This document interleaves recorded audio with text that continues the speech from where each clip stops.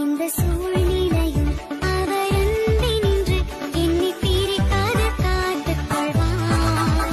இந்த சூழ்நிலையும் அவர் அன்பை நின்று என்னை பிரிக்காத காத்துக் கொள்வார். என்னை நம்பியவர் தந்த பொறுப்பதனை அவர் வரும் வரை காத்துக் கொள்வேன். என்னை நம்பியவர் தந்த பொறுப்பதனை அவர் வரும் வரை காத்துக் கொள்வேன். கர்த்தருக்கு ஸ்தோத்திரம்.